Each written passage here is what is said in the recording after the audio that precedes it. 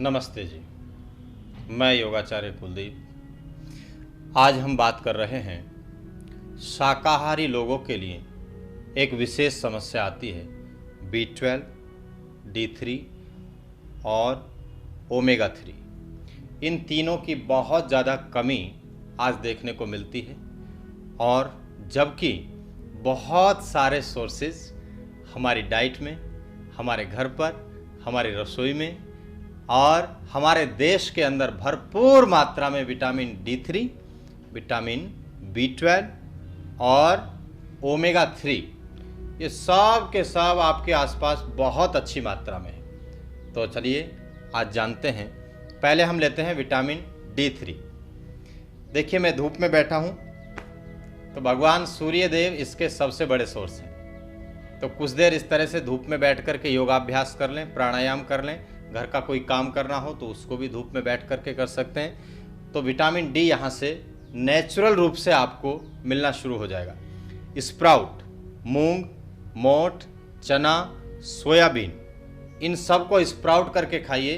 1 चम्मच, 2 चम्मच या आधा कटोरी, तो वहाँ से आपको पूरा विटामिन D3 मिल जाता है। ऑरेंज में बहुत अच्छा होता है। पनीर का सेवन करें, दूध का सेवन करें और सूर्य की रोशनी में रहें तो इस तरह से आपको विटामिन D3 भरपूर मात्रा में मिलता है। हमारे देश में तो इसकी कोई कमी नहीं है। जो ठंडे प्रदेश हैं जहाँ पर धूप नहीं निकलती है उनके लिए थोड़ी मुसीबत हो सकती है। तो शाकाहार में ये गलत मान्यता दी गई है कि विटामिन D3 की कमी हो सकती है। ऐसा नहीं है, थोड़ा डाइट को बदलिए। इसी प्रकार विटामिन B12 के बारे में बहुत भ्रम है और सीधा ये सुझाव दे दिया जाता है कि बस अब तो मांसाहार करो। मांसाहारी लोगों में B12 की कमी नहीं होती है और शाकाहारी लोगों में ये कम होता ही होता है। भैया ऐसा नहीं है। सही बात यह है कि आपके आसपास विटामिन B12 भरपूर मात्रा में है। आप मशरूम का सेवन करो, प्रतिदिन दही का सेवन करो और दही के साथ आप जो पूड़ियाँ बनाते हो या रोटियाँ या चावल, दही 1 बाउल लेकर के और उसमें चावल डाल दें या रोटी डाल दें या फिर पूड़ी डाल दें, इन तीनों में से कोई भी चलेगा। उसको 6 से 7 घंटे लगातार उसमें डुबोए रखें, भिगोए रखें। उसको आप फ्रिज में रख सकते हैं। तो इस प्रकार उसको 6 घंटे बाद, ज़्यादा से ज़्यादा 12 घंटे बाद आप उसका सेवन करिए तो भरपूर मात्रा में आपका B12 बन करके तैयार हो जाता है।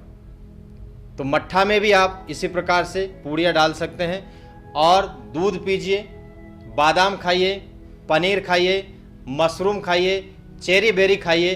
कितने सारे तो ऑप्शन हैं हमारे पास कि वहाँ से B12 मिल जाता है। तो प्यारे साथियों, ये भ्रम हटाइए, अपनी डाइट को आज से बदलिए और ये सारी चीज़ें खाइए। आपके पास भरपूर विटामिन 12 है। ओमेगा 3 जिसके लिए विशेषकर मछली के ऑयल का प्रयोग बताया जाता है।